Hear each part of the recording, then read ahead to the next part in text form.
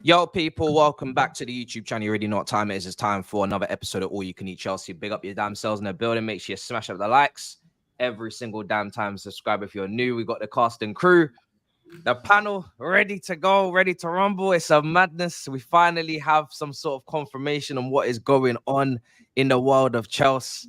It is not what anybody expected. I don't think a single person suggested this man probably about maybe 10 days ago, but we are here regardless. Miz, welcome back to the show, brother. How are you feeling today? A lot more calmer. I'm over my disappointment, and now I just got to look forward. That's it. I can't stay upset and be disappointed and be and Matisse has got. Where's he gone? and he's got Turkish's picture. So yeah, is Matisse there? Skull is here, isn't he? Skull's taken over. He's hijacked No the video. place. Oh boy. The video. Here you go. Is that a ban open? Is that a ban Oh, open? I thought he was going to put on a skull video, huh? Hey, never count me out. Never count me out. So yeah, now look, I'm at an acceptance stage at the moment, Matisse. So yeah, we move, bro. We move. Yeah, I mean, Younes, brother, how are you feeling? How are you doing? I feel the same.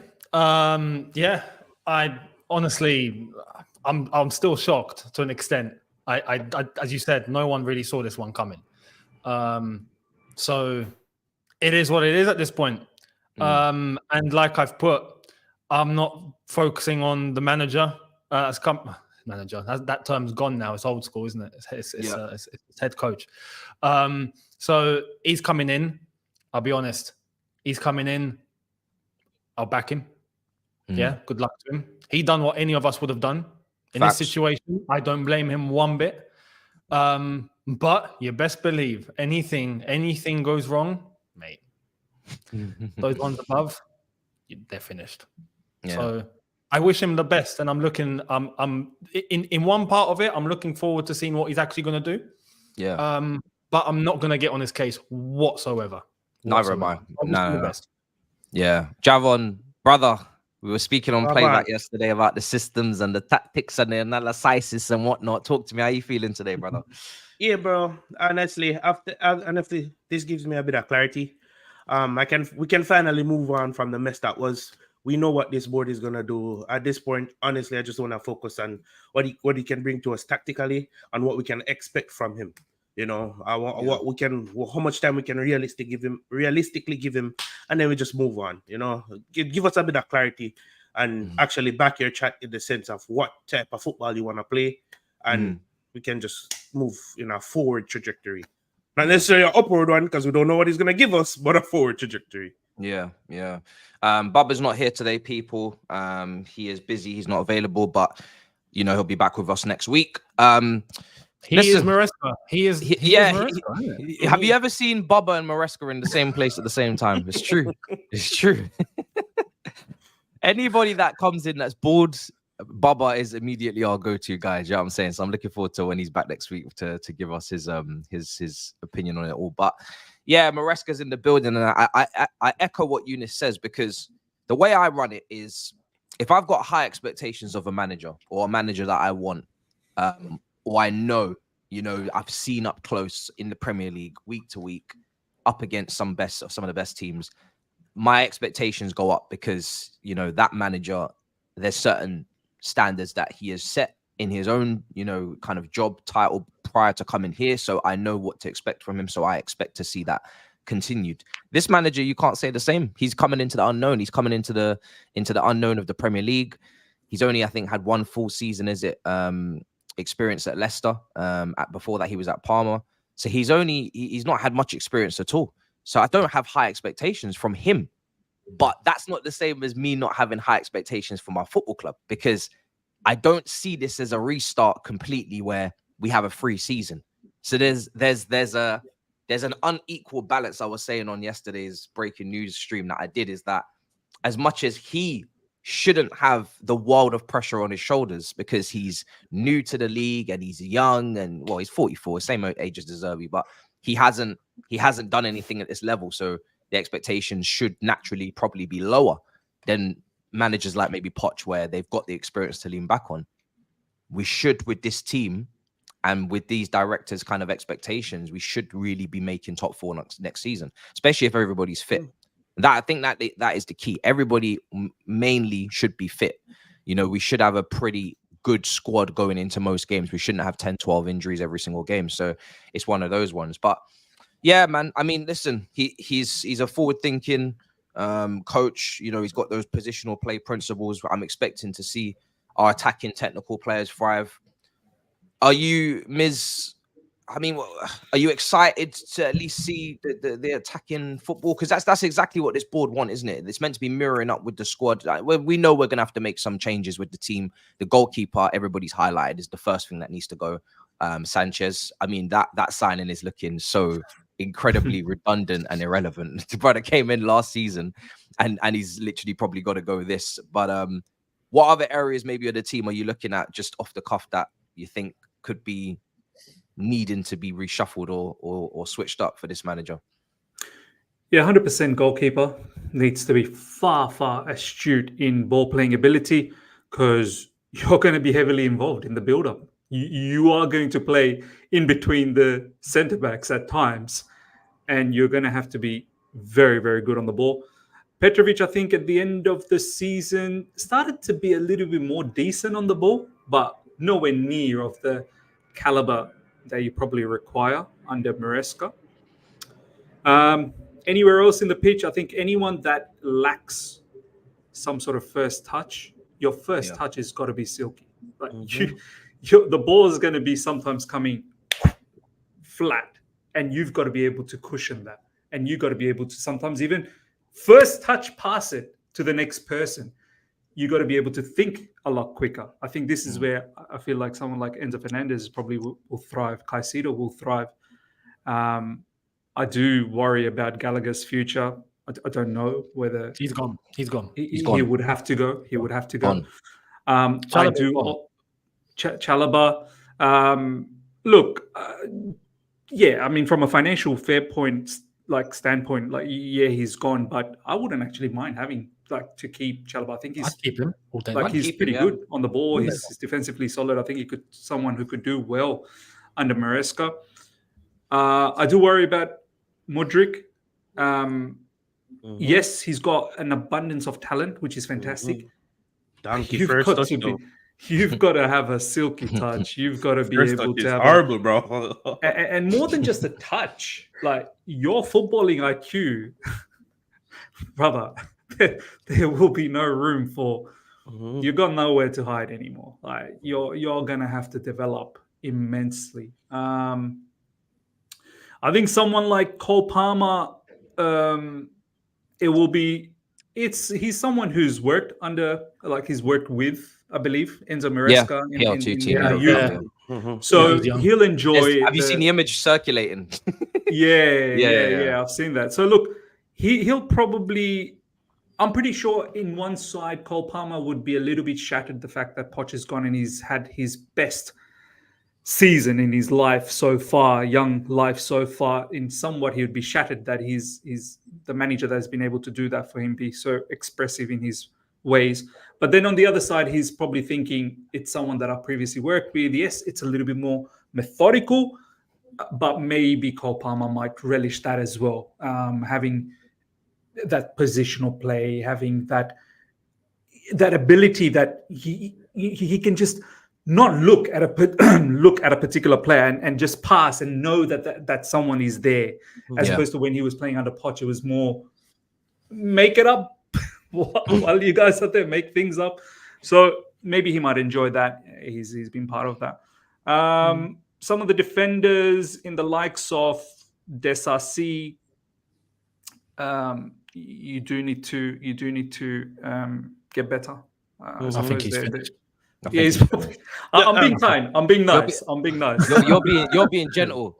I'm being gentle. Sanchez finished. Chilwell should be finished. Chilwell should be finished. I'll be honest. The Sassy Chilwell should be finished. has Gallagher to have should his be- vice captaincy stripped off, number one, and then finished, So yeah, these are some of the things. I think Nicholas Jackson's another one that, look, brother, you got away with a lot of silly stuff in the final third last season.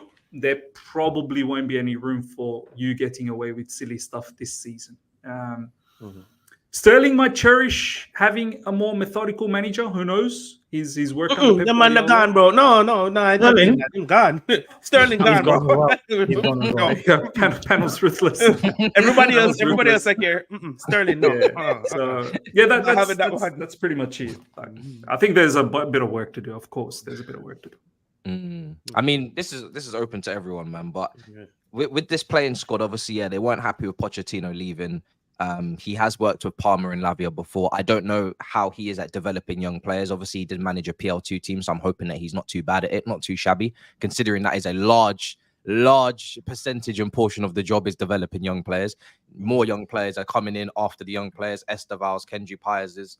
But it should be a kind of, I guess, manager Younes, that there is no excuse, I guess, for the likes of Enzo and Lavia and Caicedo as well, not seeing the best out of them as well. Maybe even Andre Santos, hopefully, what are your concerns, I guess, outside of tactics and system? Because I guess we can only judge that when he gets here, when the preseason starts, when the games start, the substitutions, how early is he, how late with them, in-game management, all those things. But what are your concerns outside of, because everybody can talk about obviously system and tactics, but yeah, and I think that's the one thing everyone's clinging on to is system, the way we're going to play, the football tangibles, right? The intangibles is what I'm scared of. Is he ready for this level? He's going to get thrown into the fire, as far as I'm concerned. The pressure's going to be high. Are we genuinely demanding top 4? Conference League as a trophy, and maybe even one more cup as next season as the expectation, right? What if it gets to half the season and he's not even looking like it's going to get anywhere near that? The crowd at the look, as far as I'm aware, with Maresca and the way that he approaches his football, I've seen a lot of comparisons with the way that Sarri approached things when he was at Chelsea, right? In terms of the methodology and the way that we're going to approach things. Good luck to Maresca at that case, because at the end of the day, the results are going to be the most important thing this far down into the project. And 3 years in, I say so-called project, but 3 years into this ownership and us now demanding we must get top 4.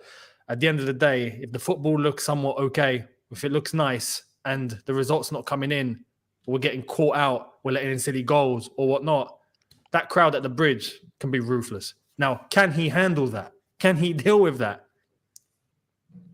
We're throwing him into the fire, as far as I'm concerned. This is why I'm worried. It's the intangibles. I'm scared for him. Now, for him, this is a big opportunity. And this is why I'm saying I'm not blaming him one bit. He's coming in. He's got Chelsea on his CV. He's going to get paid, I think, maybe double or more than double that he was getting at Leicester. Happy days. And if something happens and he ends up going, he's just bunked his whole CV up and he's bunked his whole level up, and good luck to him. He'll probably land a decent job after that. But throwing him into the fire when the expectation is like this, I would have actually understood getting someone like Maresca from the very beginning, right? Yeah. Perhaps, Yeah. right? From the get-go, cool. Yeah. But now this is far in where it's desperate and it's tight and it's we must get top 4 or else. Man, I'm scared for him. I kind of said the similar on my live show as well.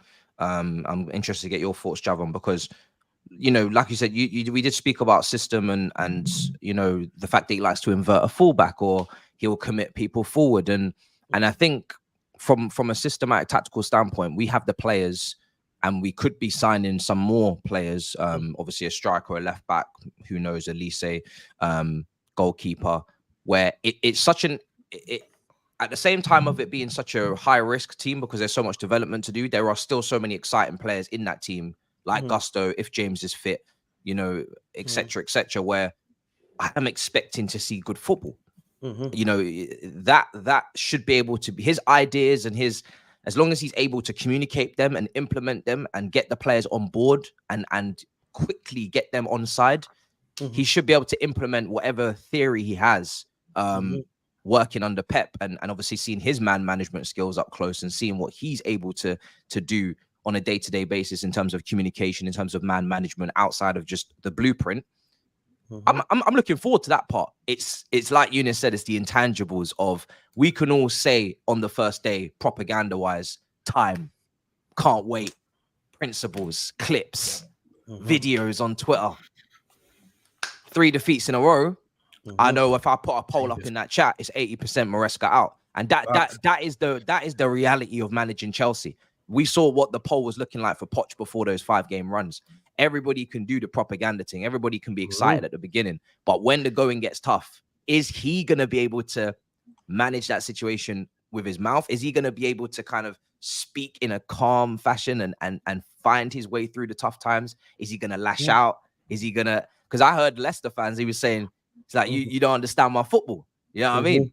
Try that with the Chelsea crowd. They'll be singing they'll be saying fuck Maresca ball instead of fuck Sarri ball. So, like I said, it's the theory on the driving test versus the practical is always very different, and a lot of people fail the practical. So how are you feeling about the intangibles before we get into the tactics and more players that can kind of work for this? Well, brother, the panel, big up. When it comes down to the intangible, I always have the thought or this theory in my head.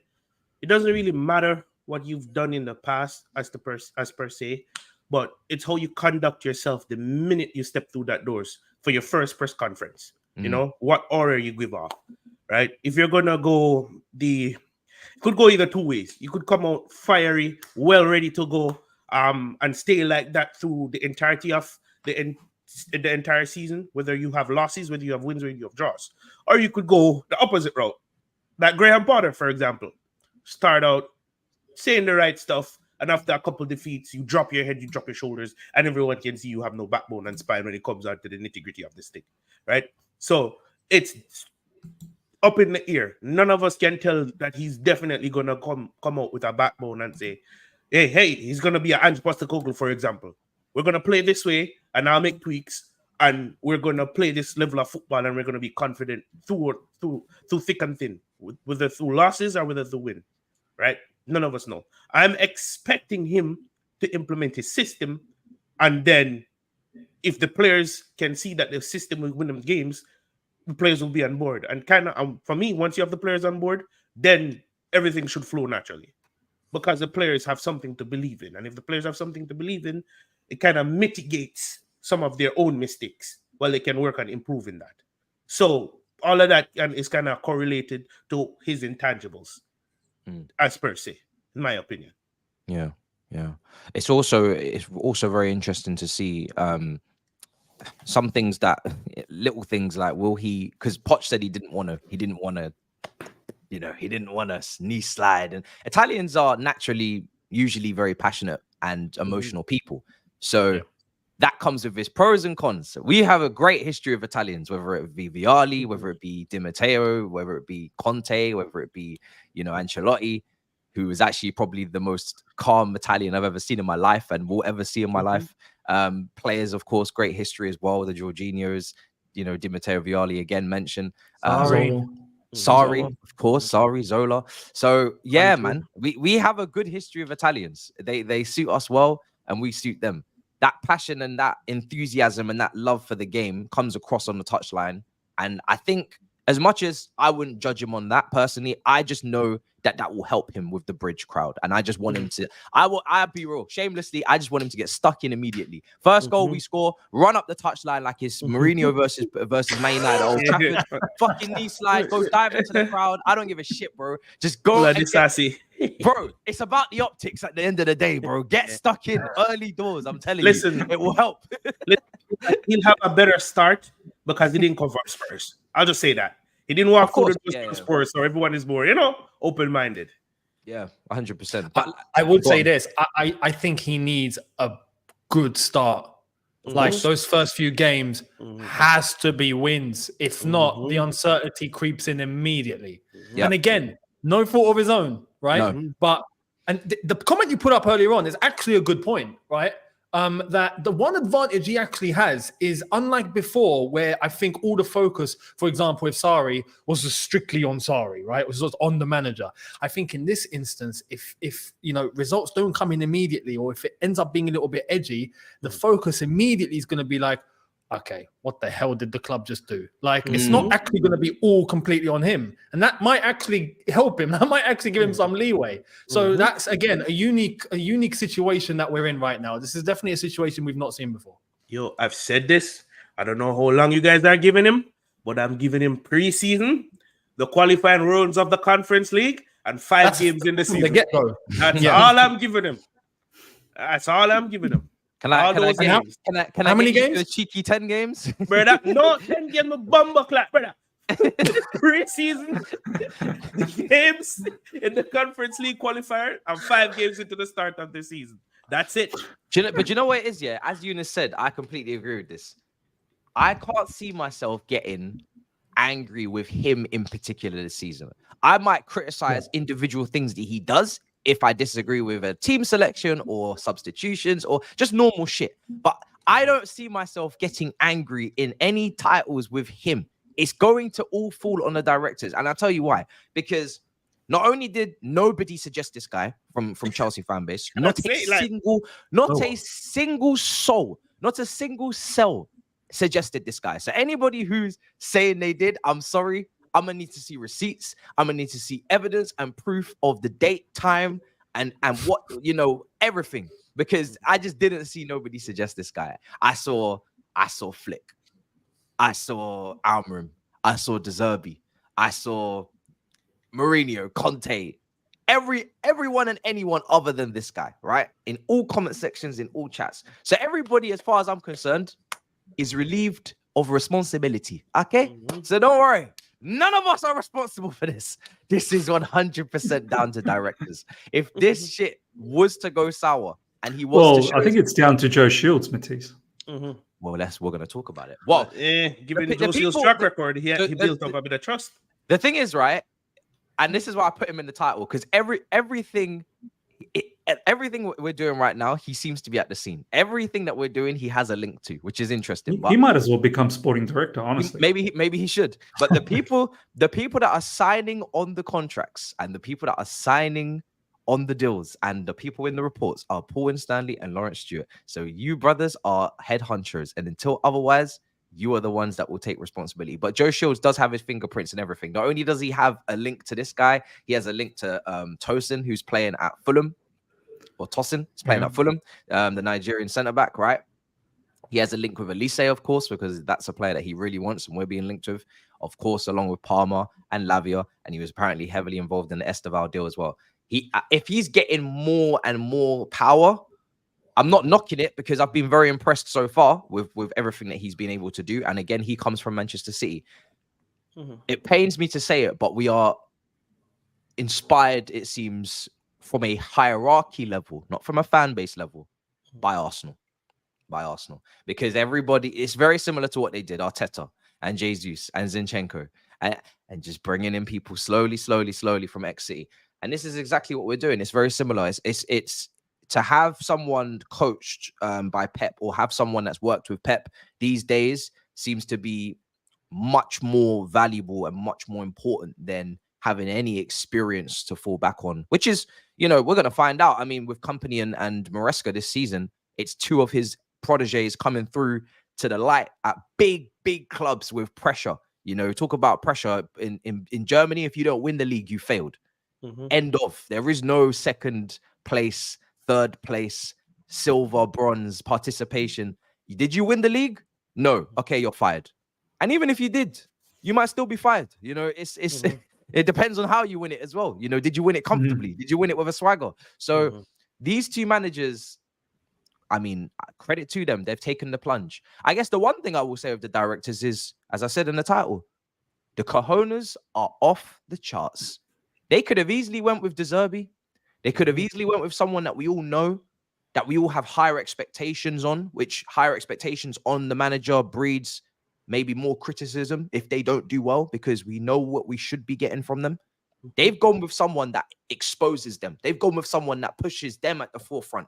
No one is going to sit here and say, oh, I knew Maresca from way back and I expected him to do this, this, and this. And how has he failed? And no one's going to do that. No one. If you go to Stamford Bridge, these brothers are not football nerds like maybe us in the chat as well. You guys in the chat where you're on Twitter and we think this is normal behavior. Everybody in the chat, I know everything that's going on minute to minute. Shit. PYS just tweeted shit. Fabrizio just tweeted shit. Go here, go there. This is not normal behavior. I want you to understand we are all nerds in this football thing. The fact that we've got all these websites bookmarked about the percentiles. Do you think it's fucking normal? These people at the bridge, they don't have a fucking clue what a percentile is. Do you understand? Yeah? They don't know what a percentile is. They don't know who PYS is. They don't know who V is, who sold us the dream of the Zerbi. They don't know who the fucking these people are. They don't even know what a fucking mascara is, bruv. They think that's the thing that the woman is applying, bruv. Let me tell you something. If this shit don't go well, there's only one way it goes. It's very clear and it's understandable. They don't know who this brother is. When they see him for the first time, they're gonna think it's Bruno from a couple seasons back. Do you know what I'm saying? They don't know who this is. Mate, can you imagine the reaction from some of those lot that go to the bridge every week? Who the hell's this geezer? Who's this baldy at showing up? Like, he's just gonna get all of that, man. I'm telling you. Who's this mascara geezer in my fucking dugout? You know what I mean? So listen, they've exposed themselves because they haven't given anybody a reference point other than themselves. So, you know, for that reason, I guess I have to give them something. I have to give them something because that is some move to make, man. This is ballsy, very ballsy. But Javon, talk to me about individual players that you're thinking are going to flourish. We've spoken about some of the players that are in big trouble, but players that you expect to flourish, because I know we've spoken about the system a little bit. Who do you think is going to capitalize off this the best? Based on his build-up play and based on his flexibility, if we do end up keeping Cucurella, I expect Cucurella to flourish because the structural play actually hides some of his incapabilities. Gusto's a baller, bro. I just expect Gusto to slot in, and I expect a greater outcome. For me, I expect I had a big concern over Cole Palmer and his level of consistency in going into the second season, given that we don't have the same manager. Given that he's worked with Enzo Maresca in the past, I expect Palmer to keep up the same level of consistency. Maybe not the same level of goal output and assist output, but you know, that high level quality. Yeah.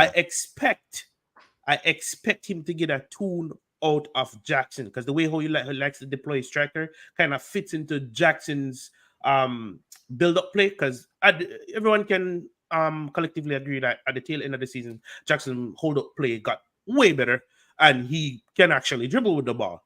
I expect Caicedo, because remember in the first half of this last season, Caicedo was making simple mistakes because he came from a Brighton mold where it was a receive, control, pass, receive, control, pass. And it kind of developed into a more receive, take a touch on the ball, beat your man, play it off. Now he's going to be back in a system where he knows where the next man is. You get what I'm saying? Yeah. I expect him to get something out of Madueke. I know Madueke may not be everyone's favorite, but given the qualities that Madueke shown at the end of the season, he needs to get that. Madueke needs to get something from the manager, and the manager needs something from Madueke, right? Enzo was playing with our hernia all season. With this potential build-up play and with this potential position base, and I don't expect Enzo to be deployed in a role where he needs to do as much running as Gallagher per se. So I expect Enzo to get more time on the ball so he can be able to pick his passes. You know, Mudryk, honestly, to be honest, my opinion, Mudryk has a lot to work on. I hope we sign a left winger. I hope we don't go into the season with only Mudryk. I expect Sterling to leave, but we'll see. Do you? Because I don't. I don't. Yeah. I think his high wages combined with his happy, settled family situation in London don't suit a move, because when I was talking to Grizz on Big Six, he says that he doesn't really know what this market has in store for us. And I think what he means by that is January was very quiet with FFP kind of scares and fears, and he doesn't really know what people are going to spend and how much money is going to be floating about, which is fair because outside of the Premier League, everybody seems to be broke. Sterling is one of those players that he's on such high wages now. Either we're going to have to compensate for him and take a hit on the transfer fee and make sure it's close enough to home, maybe Paris or whatever, or I struggle to see how he'll leave. And I put Chilwell in the same boat, to be honest. I'm hoping because of he's homegrown that he can, well, they're both homegrown, but I'm hoping that this is the one thing that is in their favor. To be honest, Sterling leaving is more of a hopium for me because he frustrated me so much last season. So I'm just done with Sterling, but he could potentially thrive. Like I said, I said this last time. I said this last time. Before I say all of these players are complete garbage, I want to see them in a proper structure first.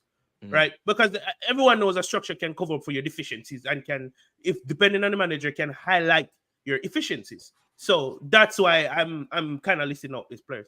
Nkunku, if we play Nkunku off the left, based on how he built up that technicality and the quality that Nkunku gives us, would be brilliant. So we could potentially be cooking in the front, in all areas of the pitch, not just the front line, right?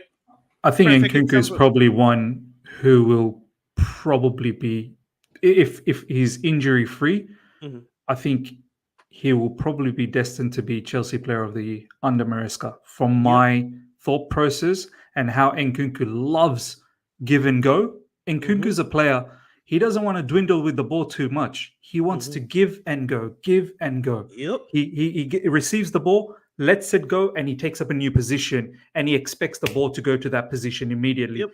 And I think with that attribute that Nkunku has, and the different combinations he can play from midfield to the attacking third and ghosting into the box where he's open and then slapping shots in, I think he could potentially be, I reckon, one of the best players under him. I don't want him playing up front, dropping into the. I don't want him dropping. I want him thinking. I want him looking forward. When he receives the ball, I want him looking forward. I want him being able to probably play on the left. I think that probably could be central left. Yes, but when people try to shoehorn players into the team, because let's be honest, and I just want to get into this next part as well and see what you guys think about this, because everybody's speaking about inverting a fullback, and that means one of the midfielders misses out, one of the big money midfielders, Lavia probably, but that's not a problem. There's Conference League now, so there's minutes for everyone. Welcome to Austria. Welcome to Estonia. But in terms of when that fullback does tuck in, it does push maybe an Enzo or a Caicedo further forward. So that's my first thing, is one of those guys are going to be further forward. Naturally, you don't need three people standing in front of two centre backs, right? Caicedo is the more box-to-box, maybe athletic player that has a shot in him, maybe, but we're clutching at straws. He does it once or twice a season max and has the engine to get forward, get back, and also, can maybe help in the press and win tackles high up the pitch. Very similar to what we used to deploy Kante for. But I don't want Caicedo up there because he is one of our best, he's one of our best tacklers on the ball. You put Enzo up there now, and do we get a similar situation where we're like, do we really want to see Enzo in the half space? Do we really want to see Enzo really high up the pitch? It's going to be interesting to see how he manages that situation. Or one of the biggest problems with Enzo in the half space was how quickly could he get back. I don't think there's an issue with Enzo in that half space, looking forward, looking the other direction.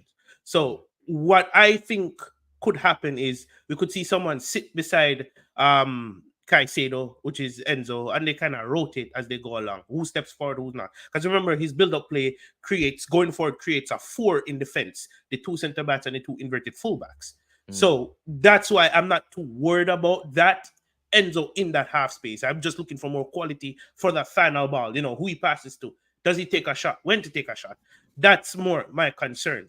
And in relation to that, building up, Maresca likes to play defenders who can play line-breaking passes. Sometimes. Now, it doesn't do it all the time, but sometimes when you need to break down a low block, he likes to have his defender find that, that straight ball, whether it's into Palmer, whether it's into one of the attackers. So the build-up play is good. Any way you want to slice it, it is good. It's not necessarily going to be a case on the pitch where we're trying to build up, someone misplaces a pass, or we're trying to build up, they don't know what they're doing, and they recycle it back to the keeper. I do want to say, and just to let you guys know, I've got noise and madness. That's why I'm muting. So if you hear that and it overpowers me, then I'm sorry. Yeah, work's going on in the building. But with Maresca, and correct me if I'm wrong, and chat, I'm intrigued if anyone actually knows. But from what I've seen so far, I think he actually sets up with a lone 6 and then 2 8s ahead of him, right? Correct, And then Younes. that inverted That's correct. fullback will come in and support that 6, right? That is correct. So, Yeah. okay. Who are the 8s then, and who's the 6 for us then?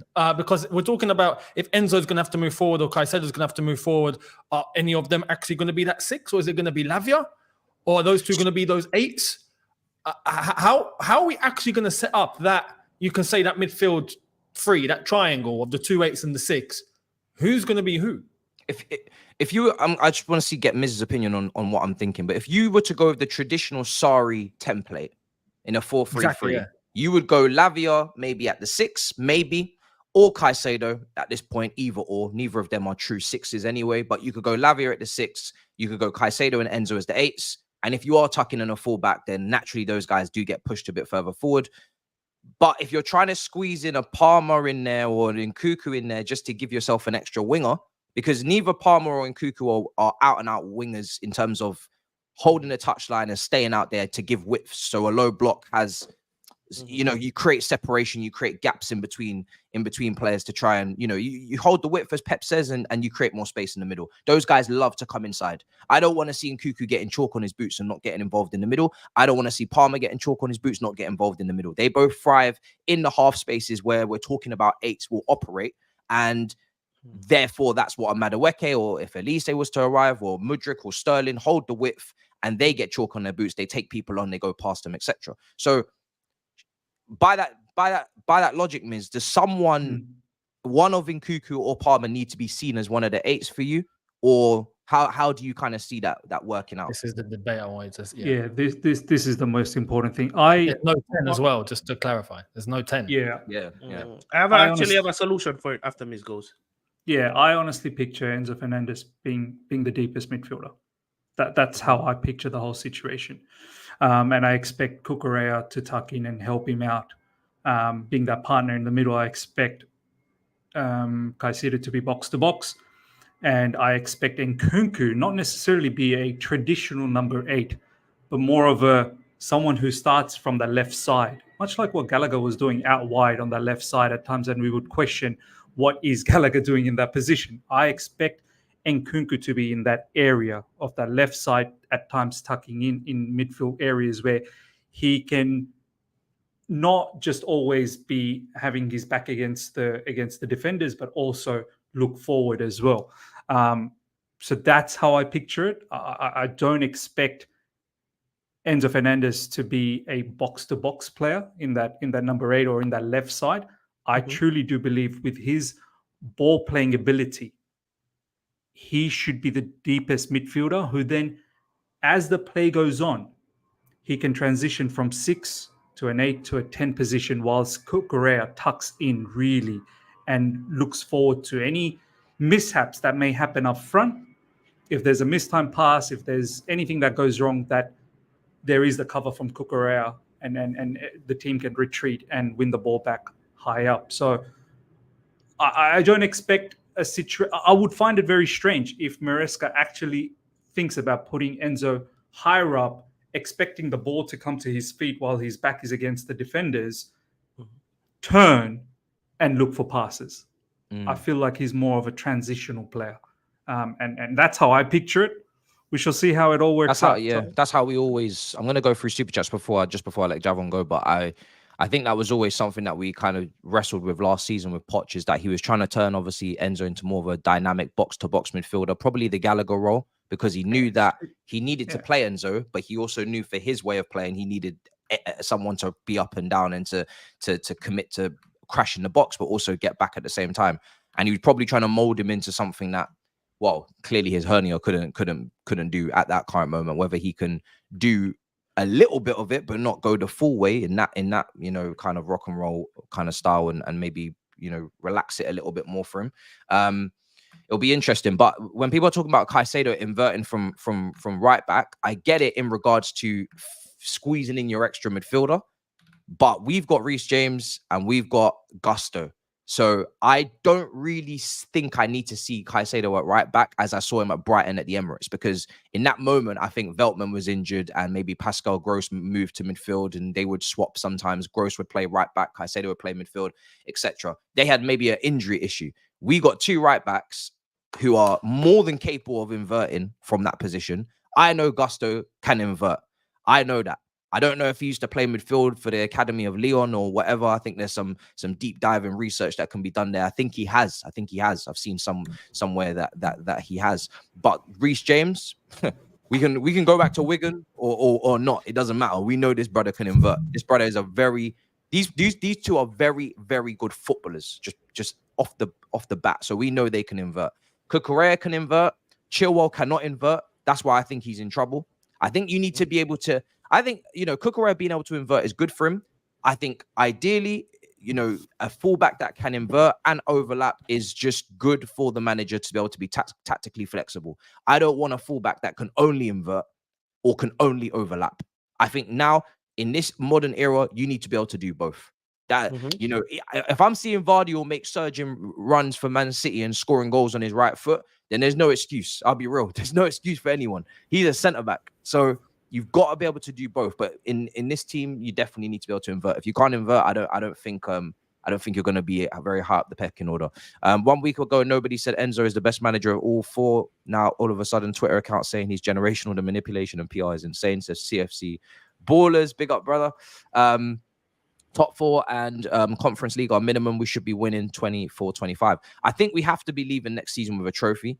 I think every season Chelsea should be aiming to leave with a trophy. I think Conference League with the teams that are in it, it really has to be a foregone conclusion that we do win that. We are the highest seeded, highest coefficient, highest. Is it confirmed that we're gonna actually compete in that? Well, if I'm just going off the basis if we compete, I agree. If we obviously decide to pull out of the competition, then it is what it is. I think the domestic cups are different. If you do get a City or maybe a Arsenal or Liverpool, then obviously it becomes more of a 50-50. It's a knockout game, anything can happen. But I think in the Conference League we do need to be winning that, not because I want Europa League qualification from it, just because if we don't win it, it's embarrassing. Could care less about the manager. What about the medical department? I'm going to get to that in a minute. This is the fourth window of the board's 2-year plan. We keep hearing, so our standards shouldn't drop this season, which isn't fair on Maresca. This is a great point that I made yesterday. I completely agree with you. It isn't fair on Maresca, but Maresca also knows that he's coming to Chelsea, which means that the expectations are a certain way and a certain position, and he needs to back himself and believe that he can meet those. Not that we come down for him, because the whole point of the appointment is to improve. The whole point of the change is Pochettino, his last 5 games we weren't going to take that. We weren't gonna not look at the whole season. We want to be here. That's why you're sacked, because you're there, and we want to get improvements and we want to push forward. The trajectory needs to be up. So it's not fair on him. I agree. However, if like Younes said, if he'd come in from the beginning, it would have been a bit different. But he's come in midway through the phases, or towards the back end of the phases now, where really, what did you promise? What did you promise Cole Palmer when he signed? What did you promise Enzo Fernandez when he signed? That's what I'm thinking about. I'm not thinking about, oh, you just get to restart or have a free hit season, because that's going to have implications on the players that are our best players and when people come in for them. So as much as we can do this whole mollycoddling, oh, don't worry, it's all going to be okay, Enzo. We'll look after you. Anything can run. It's your first season. This is Frank Lampard, when he was here. No, it's not. It's not. You don't come with Frank Lampard intangibles from the Championship. You just don't. You don't come with that legendary status. You don't come with that unwavering approval and backing from the home crowd. You don't come with Mason Mounts and Tomoris and Abrahams, and you come with £1 billion spend before you. You come with, frustration from last season. You come from expectation. You come from the fact that, if I'm keeping it a buck, Pep is in his last season. The season after, I want to be in the conversation, because how much more money must you spend? If you're going to spend, people are talking about 4 or 5 key players are coming in. That's 250 million minimum. If you're going to spend $1.2 billion or $1.3 billion, why am I not in a title race in 25-26? Why am I not one of the rising teams ready to take advantage of Pep's leaving? If we're not one of those people, stop cuddling the directors. You can't cuddle everyone. Stop pretending like the directors have done this incredible, monumental, wonderful job just because they've been able to scout Brazilians and young players that Roman maybe never would have. That is not the full extent of their job title. And spending this amount of money, you know, if I have £1 billion, I expect to have a nice house. Don't tell me it's 4 beds and 4 bathrooms and expect me to clap. Like, you spent a whole heap of money. I should have some talent. That's not the point. The point is, are we actually gonna be where we need to be? Because time is moving. And the way I felt so sick watching Man United lift that FA Cup, obviously the repercussions of what happened for us, but also just watching another team pick up another trophy in our faces. Liverpool did it in February. I'm getting sick of it. I'm honest to God getting sick of it. And God forbid how you will feel if Arsenal pick up a Premier League title. So you know, we can all sit here and pretend like we got all the time in the world. Oh, we ain't really kicking off until Pires and Esteval are in their prime. No, because this is what they do. They just keep buying more time and more exercises. And what I said at the back end of my last thing, what I said on the back end of my stream yesterday is, if you think for a second you're going to be able to fire this guy 12 months in and then start a slander session on Twitter with bare briefs from Matt Law and Liam Tooney and Nizar Kinsella and, oh, you know, he did this behind the scenes and he had a hot head and, oh, we couldn't work with him. Oh, he didn't fit the vision. No. Not this time. Not this time, brother. No one's buying that shit. You could do that with Poch because people didn't like Poch. It was easy. I was kicking a man while he was already down. Graham Potter is a little bit dry, a bit stale. Yeah, easy. Not this time. No. No, this time, more than ever, we will all have to trust the process. This time it has to, because you've gone with a particular manager that is inexperienced at this level, and you simply cannot chop and change anymore. That's it. It's got to work out for you. It has to work out for you. So, and apparently you've now done all the research. Apparently Maresca has really impressed in the interview, knowing about every player and their strengths and weaknesses, and there's simply no room for stuffing up this time around, and no excuses will fly. My thing is, before I can even talk about expectations and whatnot, because I feel like they still, we still have so many other things to uncover before we can even think about expectations. Is one of the first things Enzo Maresca will probably have to do is, he has a set style of play. He has a set style of play. He has a set style of philosophy. There's quite a few players that's not going to fit in this particular situation. Now, we already know certain players are probably going to be let go of without even his jurisdiction. Like they're going to be let go of. But there's still going to be quite a few that will still stay on, who won't fit his style. My first hurdle that Enzo Maresca will have to get past is, how do you deal with those players? For example, Ben Chilwell. He's the vice captain of Chelsea Football Club. We as a fan base know that he's probably a mismatch for Enzo Fernandez. How will you deal with Ben? What did I say? You said Enzo Fernandez. Enzo Fernandez. There you go. The whole Enzo situation. Enzo Maresca. How will Enzo Maresca deal with the fact, for instance, with a experienced player like Ben Chilwell and potentially having his minutes chopped off? How will he react? How will you deal with that? Do you have the balls to sort of stand? Will the sporting directors and the owners back you when you do that? And that's just one example. There could be several examples. I think that is the first thing, buying into your philosophy. Players will need to buy into your philosophy, and some players will look out of touch. How do you deal with that? Don't forget, a lot of these players are connected with some high-profile journalists in UK. And the very first moment where they sniff that, I'm not getting treated right at Chelsea Football Club, believe me, because Matisse, and I didn't know Javon back then, and Younes knows as well. This all reminds me of the Sarri situation, when Sarri, if you guys all remember, Sarri came in with a set principle, set rules, and he straight away decided who's not going to fit and who will fit. And Gary Cahill was one of them that just didn't fit. And we know what happened after that. Gary Cahill and what he did with Matt Law and whatnot, the story, this, that, the other. And this is going to happen. The media will try and they will not be so nice. I'm telling you this much. As the lads have said, as soon as there is a sense of adversity, it will be, forget about the fans. It will be the media. It will be the Matt Laws. It will be the Nazars. It will be the Liam Toomeys who will come out with all sorts of stories that there has been a bust up. I remember under Sarri, there was a bust up here. There was a bust up there. There's this, there's that. There was bust ups before the Europa League final. I still remember Sarri apparently a bust up with XYZ players. I think it might have been David Luiz. David Luiz and someone had a bust up under Sarri just before the Europa League. Anything, the media will try their level best to unsettle this situation because, you know, first sign of adversity, that's what they're going to do. So I am more keen to see how Maresca deals with all of that because Sarri at that point, he felt homesick and he left. He's like, I'm bouncing back to Italy, lads. See you lot later. Because he did not find the love that he probably was looking for from the fan base. And this is why I'm now saying, when I'm talking about expectations, I know the lads have said a lot of things. You need to do this. You need to do that. You need to give me this. I'm not sure what he needs to do for me. I'm actually not sure. I'm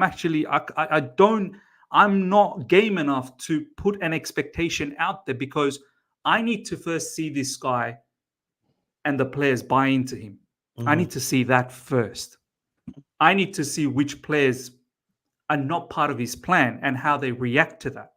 I need to see whether the sporting directors actually publicly back him when he makes those big decisions.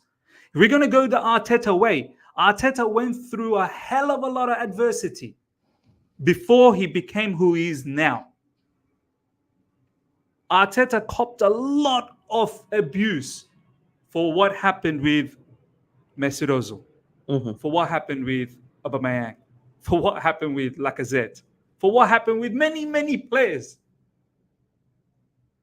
That's what's got to happen now under Enzo Maresca because certain players will not fit the way he plays. I think for me, it's about the football. It's always will forever be about the football on the pitch. Whatever off the pitch, if the football is good, kind of mitigates itself. You understand where I'm coming from?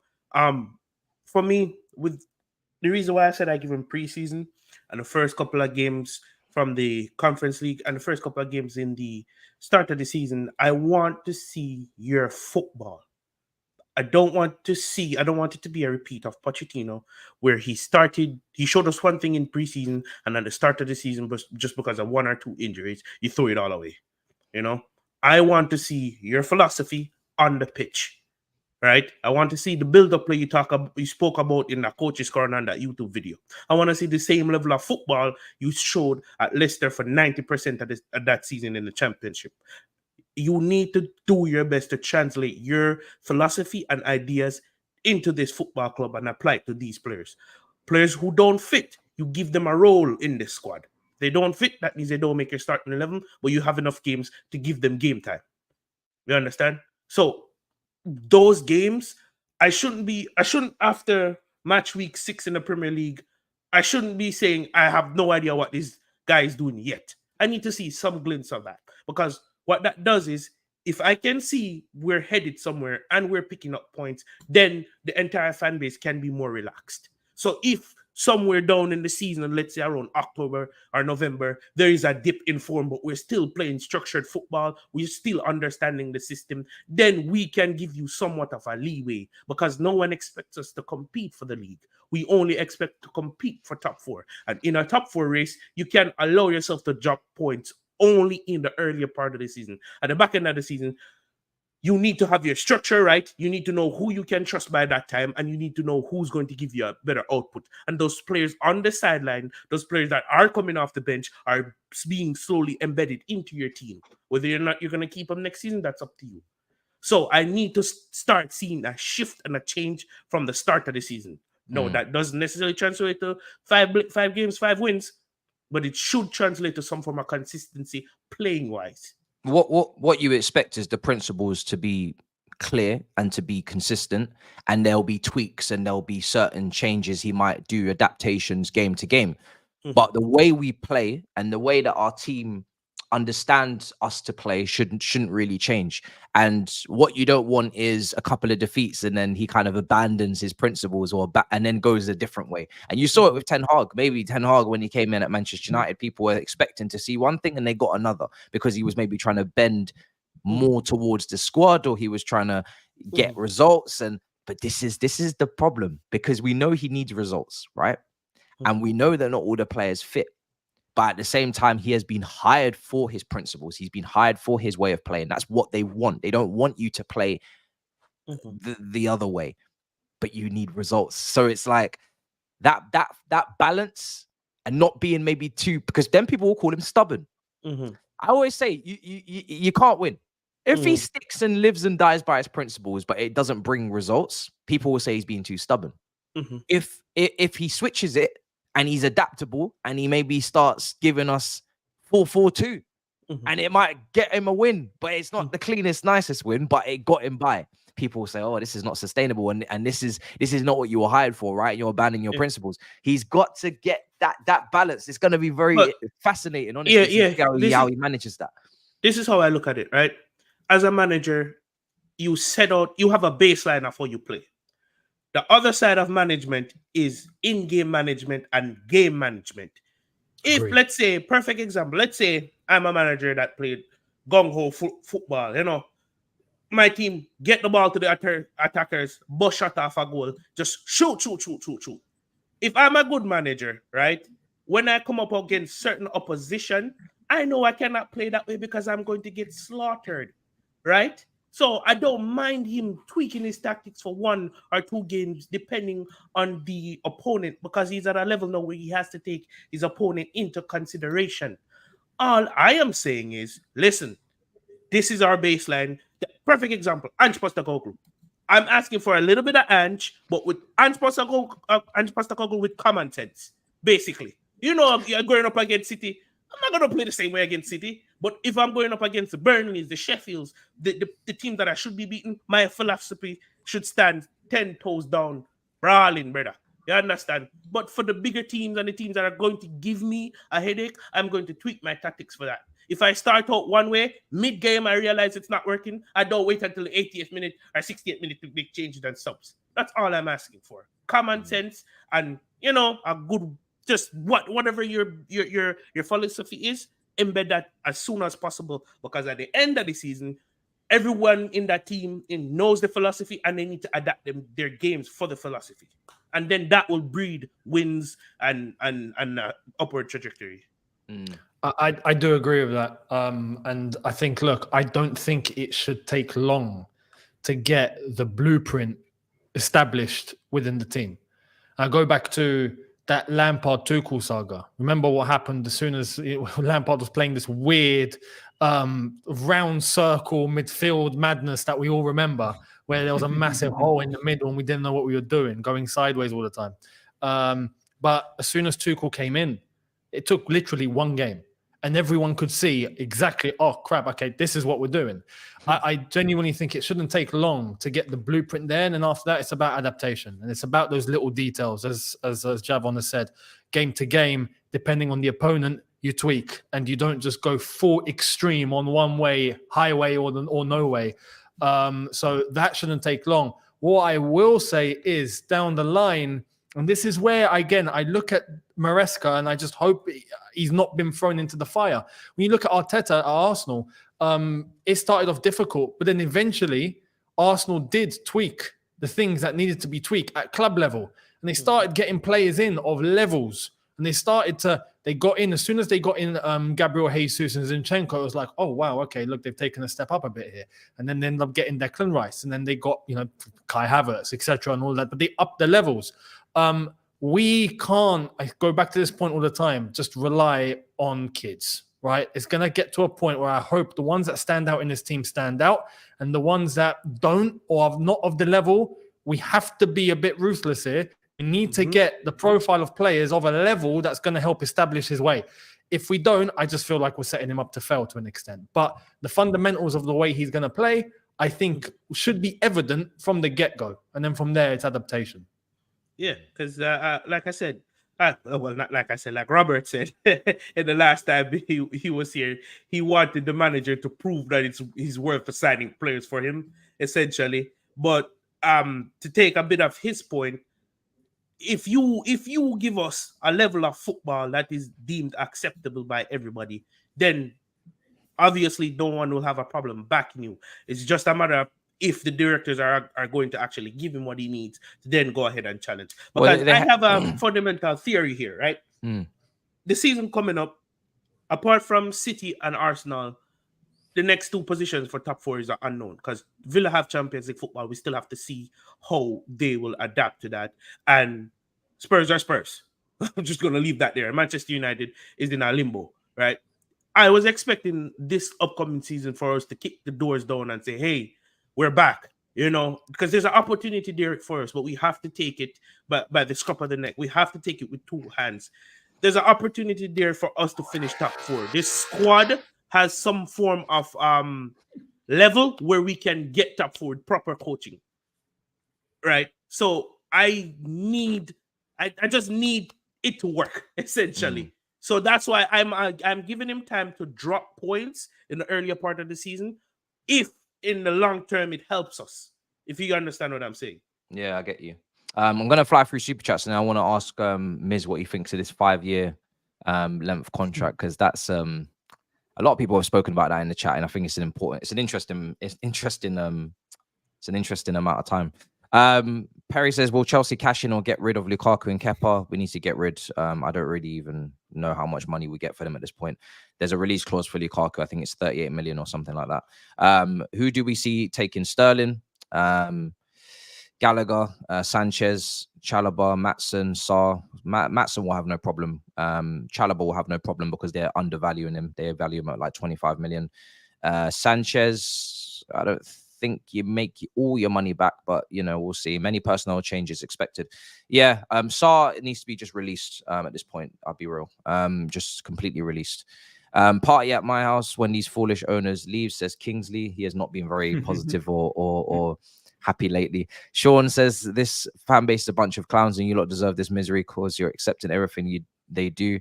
Another free season. I'm going NBA. See you after 2 years. All right, brother. I saw you. Well, there was meant to be a protest on Sunday, but apparently it was cancelled because of there was a junior team playing or something at the bridge. Chelsea fans TV showed up and took loads of pictures of empty concrete. So yeah. I saw you got annihilated on DR Sports. We will get back at them one day. Big up everyone. No problem, Roman Abramovich there. Is the new format applicable for conference as well? Do we have more games as well? Says Clara.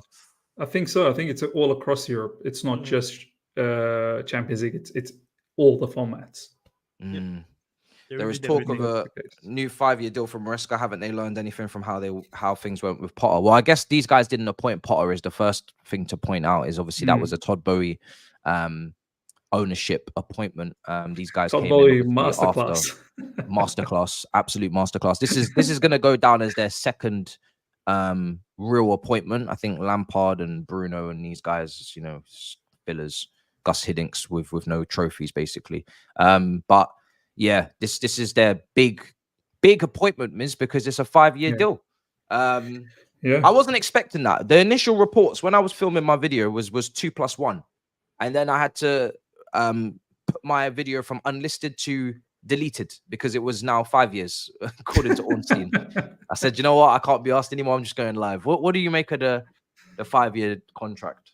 Well, firstly, can someone confirm to me in the live chat, because some people have been commenting on my video saying that it's not really 5, it's apparently 2 plus options for more. I don't know whether what is true or not.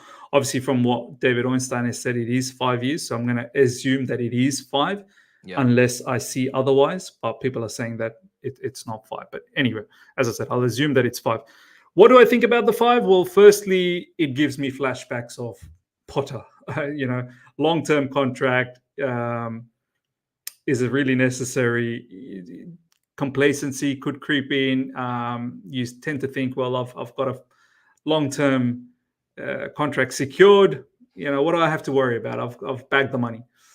On the other side, I'm thinking, and I don't know Maresca that well. I don't know what type of personality he is, but all I can sort of see from bits and pieces that's all over the social media is that he is a serious type of a manager. He takes his work quite seriously. He's not just there for a good time and just earn money because he can earn money. Like, that's not the problem. I think he really wants to make an imprint in the footballing world that he's someone to be respected. He's come from that Pep Guardiola school of thoughts. He doesn't want to be some sort of a joker that just goes around collecting money from club to club because now that he's done well for Leicester City. So I feel like he's a serious type of manager. So from that perspective, I don't think he will be complacent. I think he will take his job extremely seriously and with pride.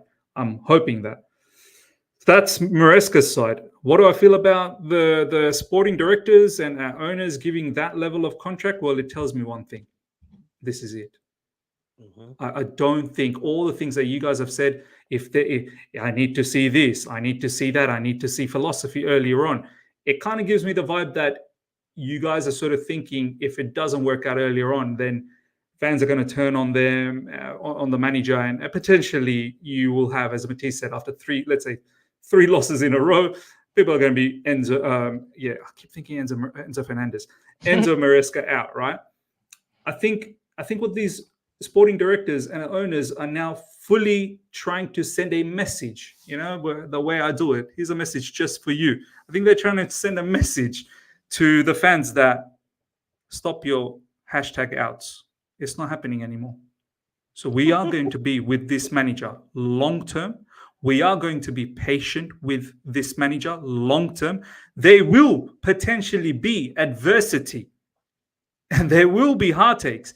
And we expect majority of the fan base to behave. I think that's the message I'm getting with this long-term contract, is that we will not chop and change. We will not make ourselves look like a fool anymore. We have done, apparently, all the research that we needed to do to get this right. We made a big mistake with Poch. We thought we made the right selection, but ended up being a big mistake. We admit to that. No problems.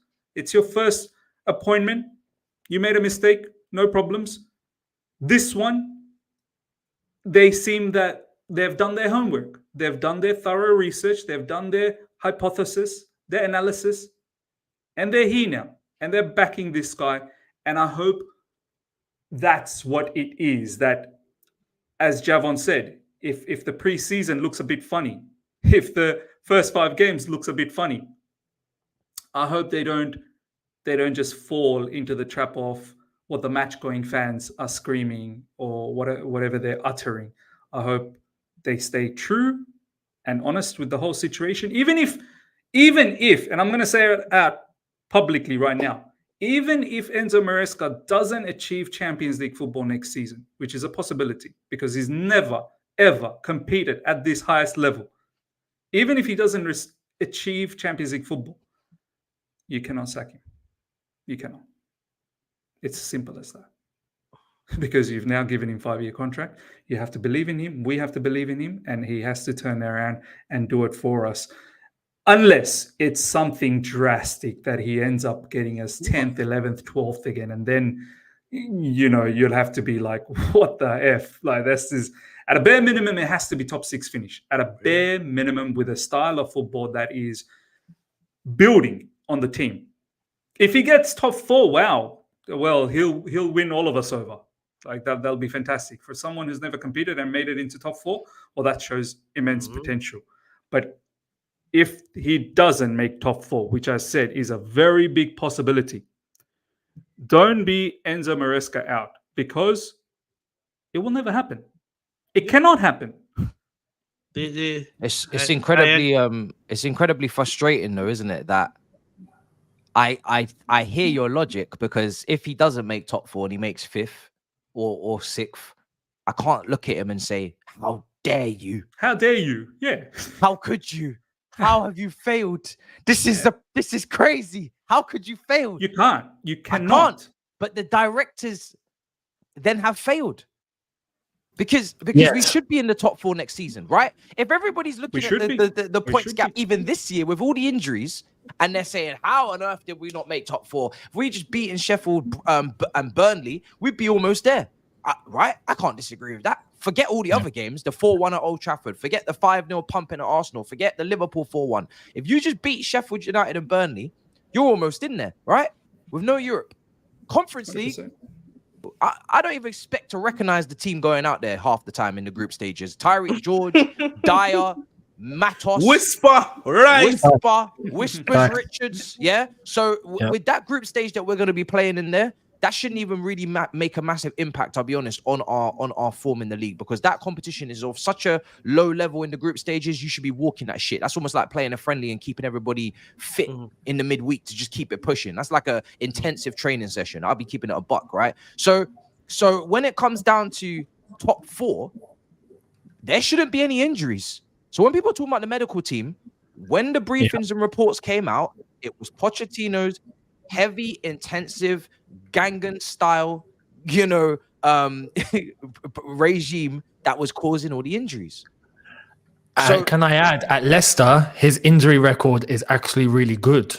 Right. And his players were rarely injured. I think he had 4 players out all season or something along those lines. If you look at it, it was all green. So and they got 46 games. So it's a grueling schedule. And we're looking at a team and we're saying, right, so there's no Poch, and it was all his fault. That's what everybody was saying. So now Poch is gone. I expect the injury situation to be sorted.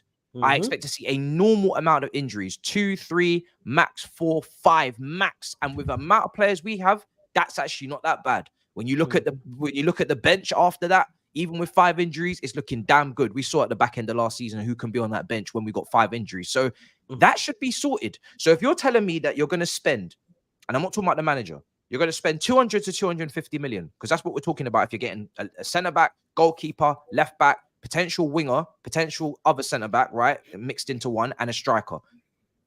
You got most of your players fit. You're playing Conference League, not Europa. Big difference, right? And you got earlier kickoffs in Conference as well, probably playing at 1 o'clock in the afternoon instead of actually in the evenings, right? And you got what do you mean no Champions League? Directors? Huh? Huh? What do you mean Jordan Dill at risk again? Huh? I don't think so. Goes down as a failure, in my opinion, from the directors if we don't make Champions League. Yeah, not even just the directors. For me, because sorry, just before you go, it's either the players aren't good enough and the money was misspent, and we need someone to completely control every action that they make, and they don't have a brain for themselves like a Cole Palmer who can act on instinct and unlock the door, and outside of the system can give you those incredible individual moments like a Hazard used to, right? And the scouting ain't scouting, right? And we're talking about, oh, Mudryk needs replacing, oh, Madueke needs replacing, oh, Disasi needs replacing, oh, this, that, third. Or they're good enough to make top 4 and they get top 4. Because you can't have both. One thing we won't have at the end of this season is we don't make top 4, but the recruitment is incredible. No. That doesn't make any sense. And the manager appointment is incredible. That doesn't make any sense. It really doesn't. You can't spend 1.1, 1.2 billion, right? And I'm even excluding the first window, right? Because we're going to spend money this summer. We're going to improve the team. You can't do that. And then, oh, yeah, we couldn't make top 4 because the manager wasn't ready. What are you talking about? The players are just that good, right? They're just that good. When we're doing the combined 11s, it's long for everyone, right? So what are we talking about here? Nah, man. Can't run. Don't work. For me, once you sign that contract and you know what was on the table and you know what needed to get done, you sign that at your own risk. So when you see me come on here on my own channel criticizing you, if you don't at least put out a certain level of football, just gonna have to hold that, right? Look at Ange Postecoglou, bro. No, he was an unknown entity coming into the league and he finished 5th at the end of the season.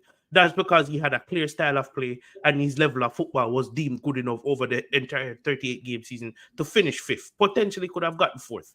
So And he's never done it in the Premier League before. So why can't Maresca come in here once he develops his style of play and it is good football? Why can't then he finish somewhat fourth, given that the other teams that are going to be in limbo are in transition next season? So for me, top 4 is a must, and then you pick up a trophy along the way. So I'm not having finishing outside the top 4, because then it's going to be regressing. Pochettino finished 6th. Yeah. Next season, I need a 2 jump finish. I'm not having it. There should be some level of. So Javon, what do you do realistically? Let's just say, for argument's sake, you finish 6th. What's your step then? What do you do at the end of next season? It depends on how we finish 6th. If it is, let's say we finish 6th and you saw some level of structure. If it's some level of structure, then you have to back him to then kick on from there. Because remember what I said about Poch? At the end of Poch's tenure, he got some level of consistency. If they didn't fire him, I expect him to finish higher this season, because he himself built a baseline of those players within his system. Maresca got to start all over again. So once he builds his baseline, based on where he finishes, as long as it's not regressive positionally in the league, then you can kick on next season. I'm just saying, given the circumstances that a couple other clubs that finished ahead of us are going to be in limbo, and the squad that we have, and whoever they're going to bring in within this transfer window, I'm expecting a minimum top 4 finish, and it's not too much to ask for. Based on how he played his football at Leicester, and we have better players at Leicester. If you play good football and if you manage properly, you should be good enough to get top 4, in my opinion.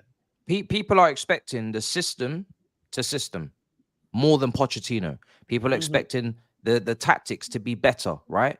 In-game management, okay, maybe let's see, because this is his first time at Premier League level.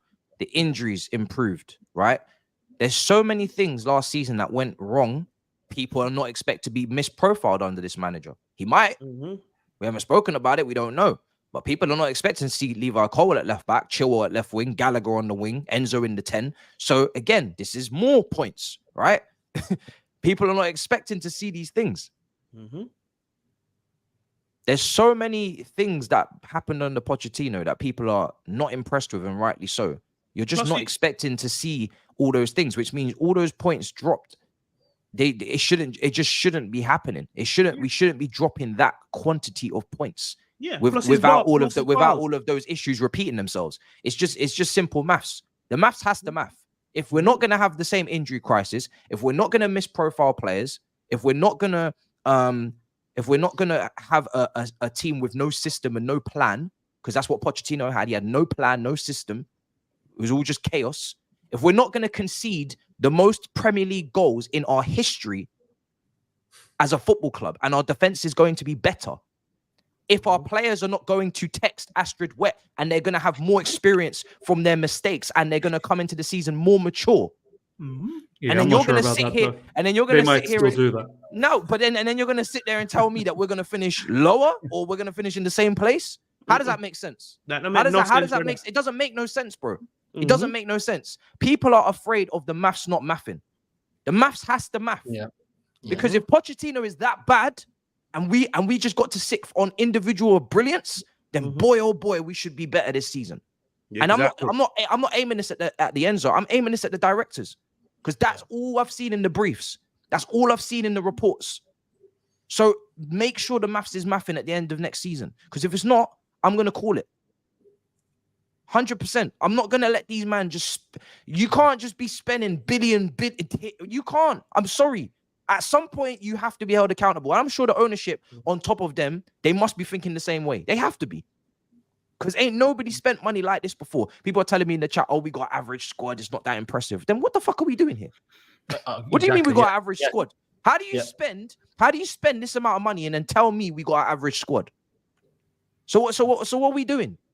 This team can't be average. By default, it cannot be average. Otherwise, we have a huge issue. It cannot be average. Plus he's bald, bro. So we gotta work. He's bald.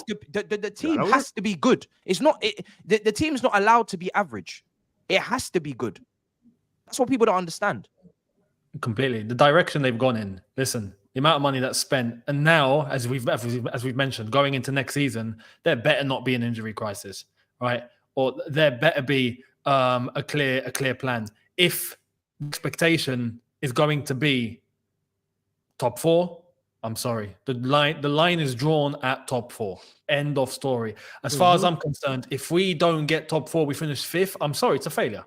It's a failure. Yep. We need to draw a line. There has to be a line drawn at this point, because if not, we're going to keep pushing the envelope even further, push the can down the road, even kick it down the road even more.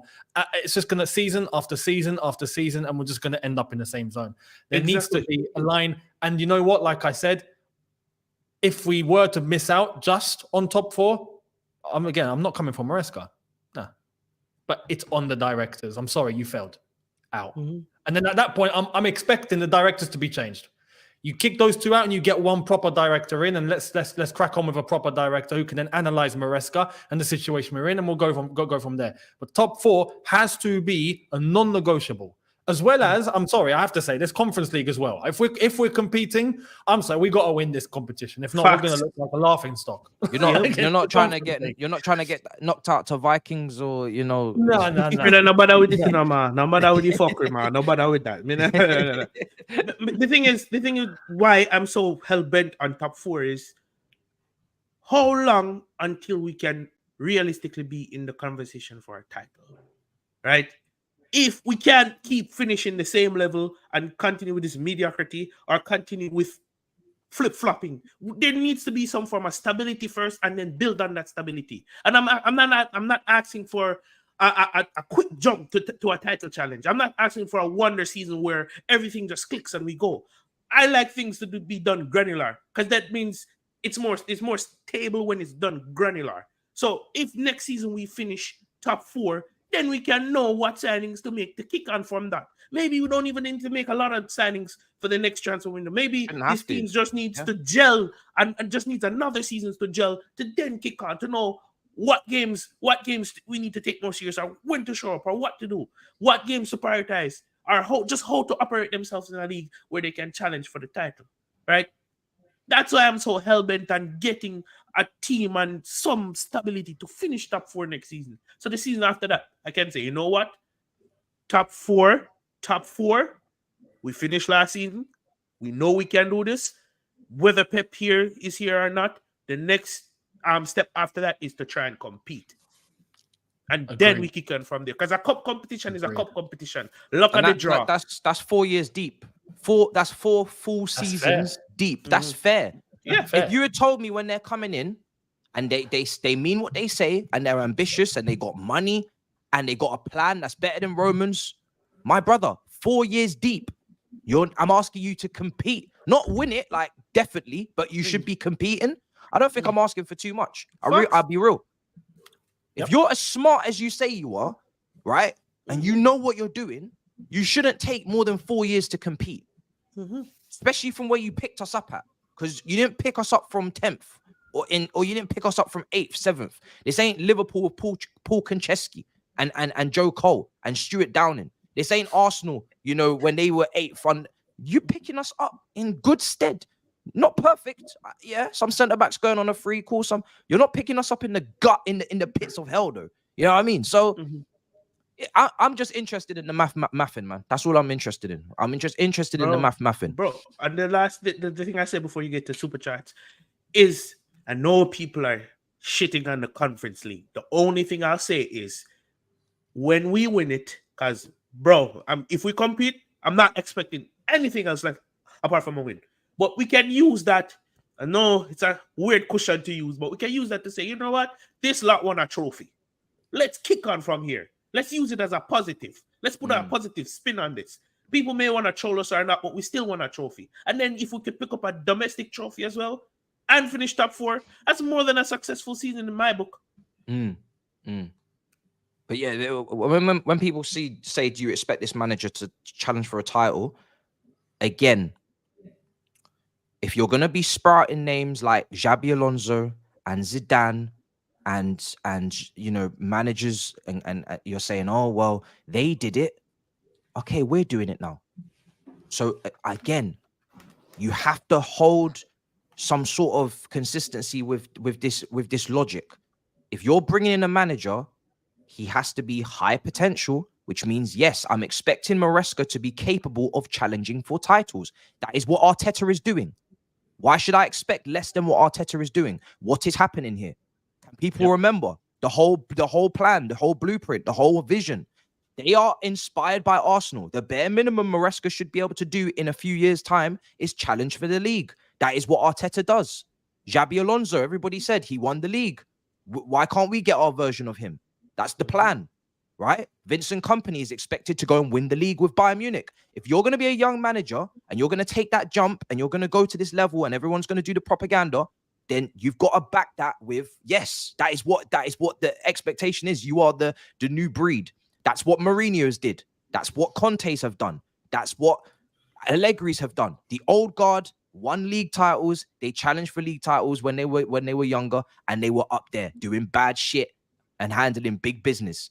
So when people are raising their eyebrows and saying, there's no way Maresca can be in a title charge, of course he can.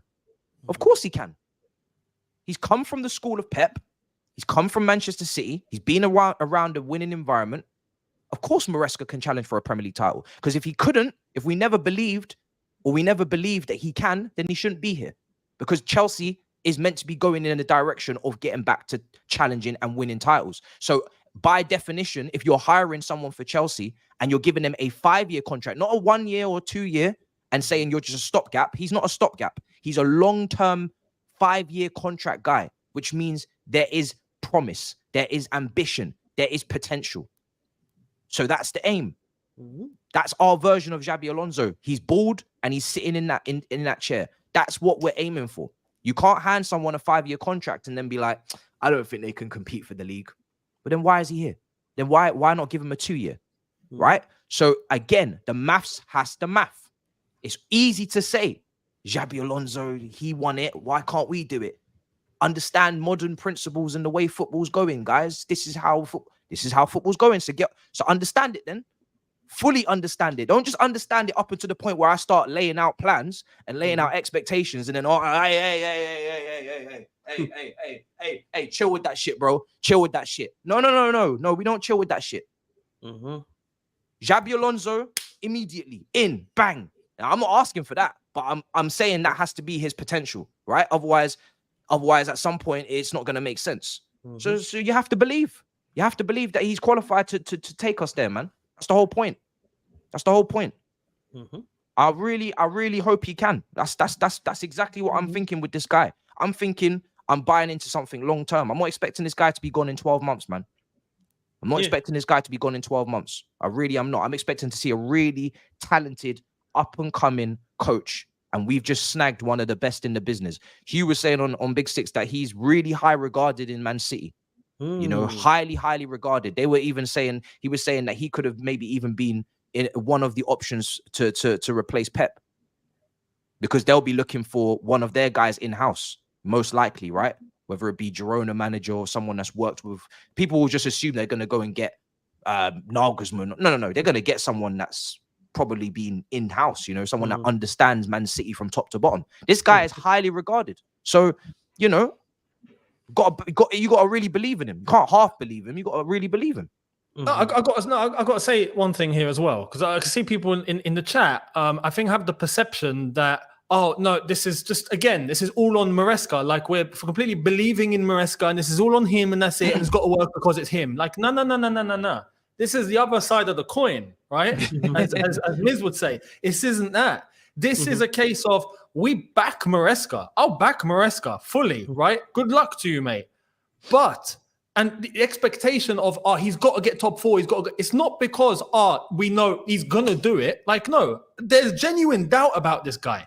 It's on the club. The club has not got a choice at this point. You've made this huge risk and this massive appointment, right? 5-year deal, all sorts. You have basically put a massive statement on the table going, listen, boom, this is what we're going to do, right? You better make sure it works. End of story. And this is why we're now saying, listen, it's top 4. End of story. Because this is what we're in right now. The desperation is there. It has to happen. Maresca or anyone else. But we got Maresca through the door. It has to be top for. End of story. Now, if he doesn't do it, it doesn't mean come and go after Maresca and say, oh, no, look, you see, he's come from the championship. He nearly bottled it with Leicester. He's got all these limitations. No, because that's already been pointed out. We already know the doubts are there. We already said that. It's on the club. It's on Chelsea made this decision. Yeah, these directors and the owners made this decision. Cool. If it doesn't work, right, like some people are saying, it's we're asking for too much. Okay, cool. If we're asking for too much and it ends up being asking for too much, no problem. Forget Maresca. It's the club we're coming for. It's the owners and these directors. And I'm expecting a decision at that point that the directors have got to be kicked out. End of story. That's the blueprint is very clear now because this is the big risk that they've taken. No problem. Welcome, Maresca. Do what you got to do. If it works, brilliant. If it doesn't, directors have gone. If you keep making bad decisions in your job, you have to be accountable, right? And most jobs, you at least get demoted back to scouts, not sporting directors. You're not allowed to run a £1 billion institution, right, into the mud. Multiple windows, multiple seasons, and just making bad decisions. And I'll make a good one. A broken clock is right twice a day, right? No. That's why I'm telling you that I didn't know about this guy, but I have to now be backing him. But my point is with all of his concerns about experience, with all of his concerns about, you know, whether or not he can do it at this level, we have to put that to the side now because it's over. He's here, right? Everybody wanted Flick. They wanted Almerim. They wanted De Zerbi. We've already gone through the names that have more experience. We've already gone through the names that have won trophies. Everybody's saying, no, you need to modernize the way you think about football. Look at Xabi Alonso. Look at this. Look at that. Young managers are coming through. So I'm coming over to you guys' side now. I already gave my preference of Thomas Tuchel. I know it doesn't make sense with the squad, but I know what I'm getting. Okay, we're not doing that. Younes gave his options with experienced managers, Mourinho. We've moved on. Now we're here with a manager that is 44 and he's young, he's unproven, but he's got high potential according to everybody that speaks on him, right? So now we're moving on. Moving on. We're here now. The point is that now we're here. Don't backtrack on everything that was said before he was appointed, right? Don't pretend like as if now he hasn't got potential and he can't handle. No, he needs to be able to handle it. That's the point. And if he can't, that means they've made an error. And that is something that needs to be just said openly and it needs to be clear. Because you can't just keep making bad decisions. You don't offer a manager a 5-year contract and then if he doesn't work out, it's just like, oh well, yeah, sorry guys, this one just wasn't it. Actually, we fucked up. We're gonna go again with another guy. Because otherwise, how am I gonna believe you the next time to say, all right, you go and appoint someone else now? How are we gonna get on side with that? We're just gonna keep doing this over and over again? Of course not. It doesn't make any sense. Simply put, the standards of the football club has always been to challenge and minimum to finish top 4. It's whatever direction the directors of football chose to go in. They could have said, okay, these are the standards. How do we meet them? Do we go the young manager route or do we go the experienced manager route to get us what we need? They chose the young manager route. That doesn't mean the standards of the football club should change. It just means you took a different route to get there. You took the scenic route, as some would want to say, right? So, but the standards stay the same. So don't say we're being negative or don't say we're being unfair when we expect us to just meet the minimum standards of this football club. We're not Burnley. We're not Sheffield. We're not Brighton. We're not the bottom half of the team. No, we're a big 6 club. This is why Matisse is in the big 6. We're a big 6 club. So we should be doing big 6 level activities, which is finishing top 4, challenge for leagues and winning cups. You took the scenic road, which is fine. You just have to get there. And that's all I'll say about that. Scenic route. Oh my days. Let me blast through these super chats. That's funny. Great football analysis from always too late now, but should have sent in CVs to Chelsea. Still, Maresca can subscribe to channels and learn after. I have a tactical talk coming from my channel. Look out for it. We're gonna win a title with board picking the team. I'm not well, those politics are always there. Will Fabregas come? I want him to. No, Fabregas will not be the next manager or the manager after that. I think Fabregas will probably be assessed maybe behind the scene. He was at the training ground. They're obviously very familiar with him, but he needs to be he'll be assessed, I think, over a few more years. There was talk about possibly bringing him in as an assistant, but Maresca's got his own stuff. Yeah. And also, I don't know why Fabregas would go from managing a promotion to then becoming an assistant. Like, go and take a crack at Serie A. Like, you know, you've just got your team up. It doesn't make any sense. I can see in Cuckoo, yes, 9, because he's a much better player, and Enzo is very difficult for me to understand in the system. And off topic, all eyes on Rafa. In terms of Jackson, I don't see in Cuckoo as a 9 personally. I never have. I've always seen him as someone that plays in between the lines. If he becomes the 9, then you know, let's see how it goes. But personally, for me, I just don't think we get the most out of Nkuku with him playing with his back to goal. That's just how I feel on Nkuku, because I just think he has so much more to offer. I think we're kind of minimalizing what he can do. We're also meant to be getting a striker. So if we're getting a striker, then you know, then we need to be seeing Nkuku playing with that striker, not instead of that striker, right? Quick point on that. You are 100% right, Matisse. But remember, it's a system. It may work in a different system, depending on how he deploys his striker. Because he may deploy the system as Nkuku being a center forward, which is his natural position, and not necessarily use an out-and-out striker. That's all. I'll get more deeper into that on my channel. We are speaking as if things going wrong is the likely outcome, which I don't think it is. It's more likely that things go extremely well for him than not. Hopefully, Robert. Hopefully, Robert. That is the hope. Rant said he's a good coach, but won't win anything. We'll see. Likely 5-year deal with multiple break clauses added. Yeah, I think at the bare minimum in a 5-year deal, there needs to be break clauses so we don't end up paying out. That's the one thing we haven't mentioned, is paying out the rest of his contract if he does have to leave after a year. Have to remember, he won't be paid highly as well compared to, I mean, like, yeah, giving Potter a 5-year deal on 12 million a year was insanity, right? Jesus but Christ. Maresca coming from Leicester, I think he's probably, there's no report. I've tried to look up his salary or what, I can't see anything. So I'm guessing maybe about 5 or 6 mil tops, surely. Leicester most likely would not have been able to pay a lot because they had a lot of financial problems as well last financial period. So I highly doubt they would have been able to pay a lot of money to him. Apparently, Leicester, from a Premier League standpoint, had the 7th or the 10th highest payroll. Like the players that they have, like it compares to about 7th or 10th in the Premier League in terms of payroll. Yeah. Yep. So I don't think Enzo Maresca probably got paid a hell of a lot of money over there. I think that was the whole reason why Leicester got someone like Enzo, who got his chance, crack at a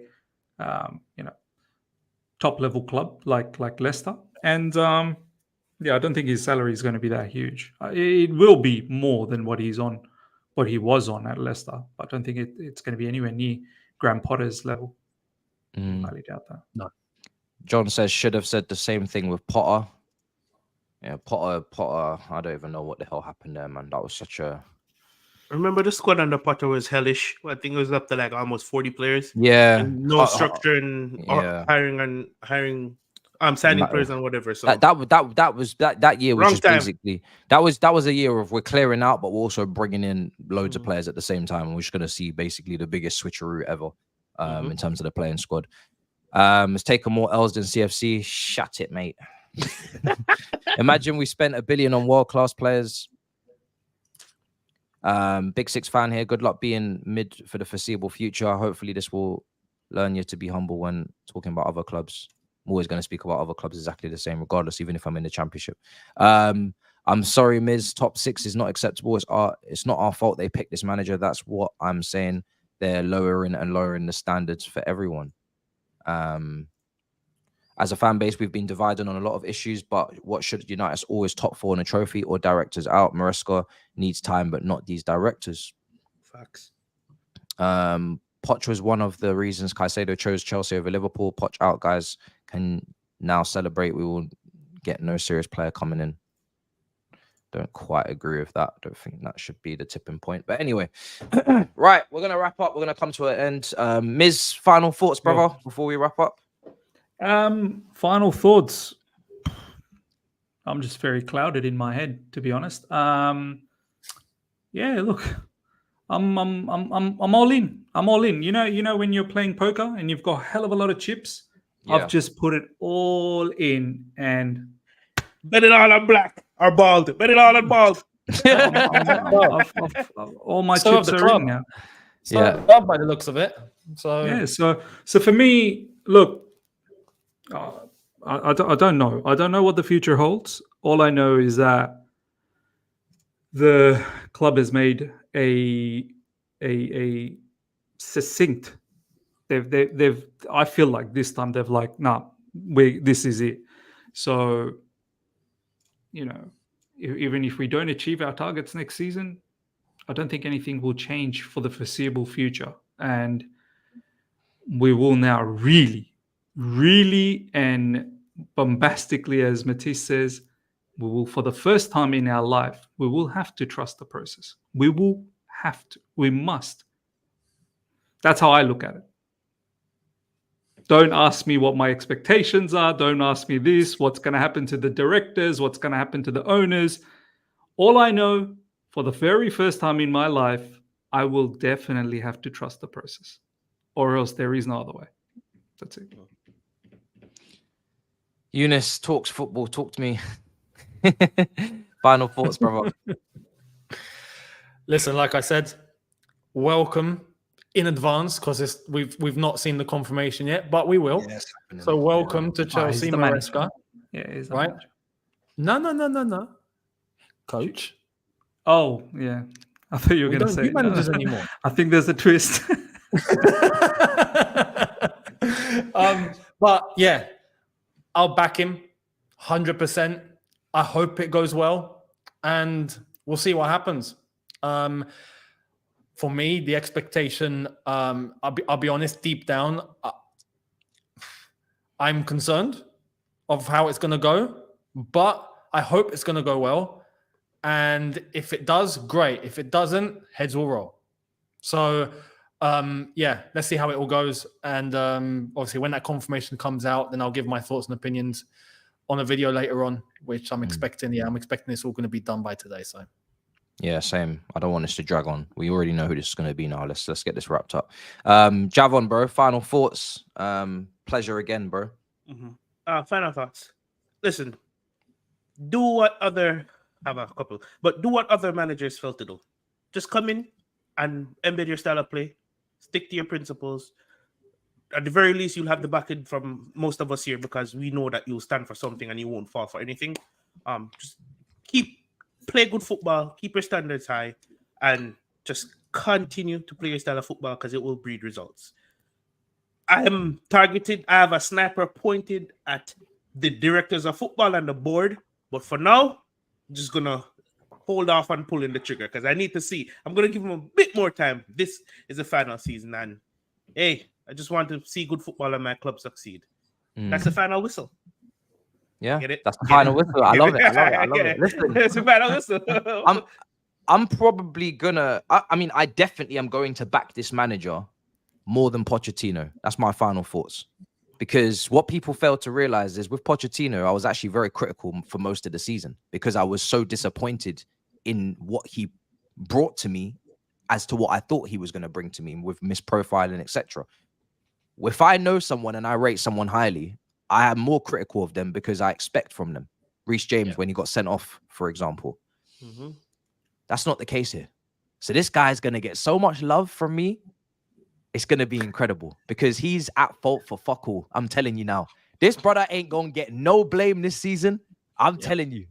If he makes the wrong sub, it's Win Stanley's fault. If he picks the wrong player, it's Lawrence Stewart's fault.